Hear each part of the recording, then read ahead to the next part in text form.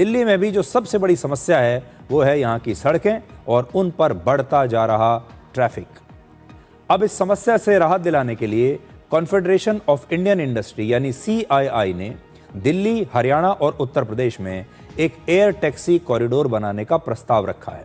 यानी अब टैक्सी सिर्फ सड़कों पर नहीं चलेगी बल्कि हवा में भी उड़ेगी। अभी फिलहाल कार से अगर आप सेंट्रल दिल्ली से गुरुग्राम जाएं तो आपको कम से कम 1 से 1.5 घंटा लगेगा। 23 किलोमीटर की इस दूरी को पूरा करने में कई बार तो 2 घंटे से भी ज़्यादा समय लग जाता है। वहीं पर ये एयर टैक्सी से अगर आप जाएंगे तो ये दूरी 12 मिनट से भी कम समय में पूरी हो जाएगी।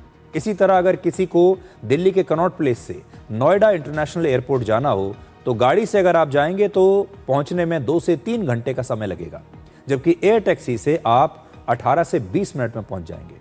CII ने जो प्रस्ताव रखा है उसमें एयर टैक्सी का ये कॉरिडोर 3 राज्यों से गुजरेगा। ये एयर रूट हरियाणा के गुरुग्राम के DLF फेज 3 से शुरू होगा और गुरुग्राम के ही साइबर हब दिल्ली के अंतर्राष्ट्रीय एयरपोर्ट और कनॉट प्लेस और फिर उत्तर प्रदेश के नोएडा सेक्टर 18 से होते हुए नोएडा इंटरनेशनल एयरपोर्ट तक जाएगा। ये इसका एक रूट बनाकर रखा है। इस पूरे कॉरिडोर की लंबाई लगभग 65 से 75 किलोमीटर के बीच है, जिसे 30 मिनट से भी कम समय में आप एयर टैक्सी से तय कर सकते हैं। अब ये जो एयर टैक्सी में आप छोटा सा हेलीकॉप्टर जैसी जो चीज़ देख रहे हैं, ये एक छोटा और बेहद हल्का इलेक्ट्रिक विमान है जो वर्टिकल टेक ऑफ और लैंडिंग कर सकता है। यानी ये सीधे ऊपर उड़ता है और सीधे नीचे उतर जाता है। इसे रनवे की आवश्यकता नहीं है। ये हेलीकॉप्टर की तरह उड़ान भर सकता है, लेकिन हेलीकॉप्टर की तुलना में इसमें बेहद कम शोर होता है और ये हल्का भी है। एयर टैक्सी बैटरी की मदद से चलती है और उसे चार्ज किया जा सकता है। जैसे आप किसी भी इलेक्ट्रिक व्हीकल को चार्ज करते हैं, वैसी ही बैटरी इसमें भी है। इससे ना तो धुआं निकलता है और ना ही प्रदूषण फैलता है। एयर टैक्सी में सामान्य तौर पर 2 से 6 यात्री एक साथ बैठ सकते हैं और दुनिया के कई देशों में बिना पायलट के एयर टैक्सी का परीक्षण भी इस समय चल रहा है। दिल्ली में एयर टैक्सी को शुरू करने के लिए शहर के अलग अलग हिस्सों में विशेष लैंडिंग और टेक ऑफ पॉइंट्स बनाने होंगे और इन्हें वर्टीपोर्ट कहते हैं। ये वर्टीपोर्ट एक तरह से एयरपोर्ट या हेलीपैड की तरह होते हैं, जहां एयर टैक्सी उतरेगी और यहीं से उड़ान भरेगी। और ये वर्टीपोर्ट जमीन पर बनाने की बजाय बड़ी बड़ी बिल्डिंग्स की छतों पर बनाए जा सकते हैं। इसके लिए बड़े बड़े अस्पताल, commercial complex, residential towers, hotels, shopping malls, उनकी छतों का इस्तेमाल किया जा सकता है। और ये टेक्नोलॉजी खास तौर पर बड़े और घनी आबादी वाले शहरों के लिए बनाई गई है।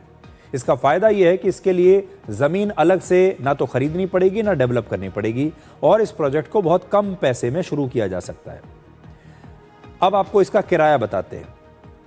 एक अनुमान के मुताबिक, ये शुरुआती अनुमान है, दिल्ली से गुरुग्राम के बीच जो किराया होगा वो 2000 से 3000 रुपए के आसपास हो सकता है। एक एयर टैक्सी की कीमत 30 करोड़ रुपए से 40 करोड़ रुपए होती है, अगर ये इसकी खरीद की बात हम कर रहे हैं।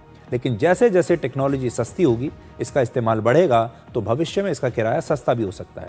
जिस तरह किसी ज़माने में हवाई जहाज़ से सफ़र करना सिर्फ अमीरों तक सीमित था, लेकिन आज आम लोग भी हवाई जहाज़ में सफ़र करते हैं, वैसे ही आने वाले समय में एयर टैक्सी भी आम लोगों की ज़िंदगी का हिस्सा बन सकती है। CII का कहना है कि अगर दिल्ली में ये मॉडल सफल रहा तो इसे मुंबई, बेंगलुरु, चेन्नई और हैदराबाद जैसे बड़े शहरों में भी लागू किया जा सकता है। हमारे देश में कई कंपनियां एयर टैक्सी की योजना पर इस समय काम कर रही है। अब आपको बताते हैं कि दुनिया के किन किन देशों में एयर टैक्सी पर काम चल रहा है। चीन की एक कंपनी ने दुनिया की पहली एयर टैक्सी बना ली है, जिसे चीन के एविएशन रेगुलेटर ने उड़ान भरने की मंजूरी भी दे दी है। 2 सीटों वाली ये एयर टैक्सी 130 किलोमीटर प्रति घंटे की रफ्तार से 30 किलोमीटर तक का सफर तय कर सकती है और ये सर्विस इसी साल शुरू हो सकती है चीन में। और चीन में 1 किलोमीटर सफर करने के लिए 400 से 500 रुपए का किराया देना होगा।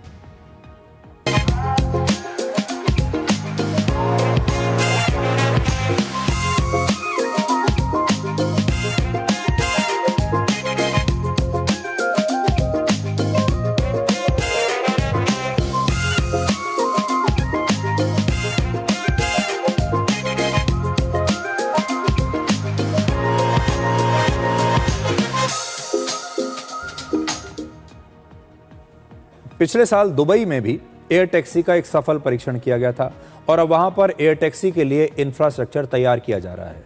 दुबई में भी इसी साल एयर टैक्सी की शुरुआत हो सकती है और एयर टैक्सी का विचार बड़ा आकर्षक है, लेकिन इसे लागू करना उतना आसान नहीं होगा जितना आपको इस वीडियो में दिखाई दे रहा है।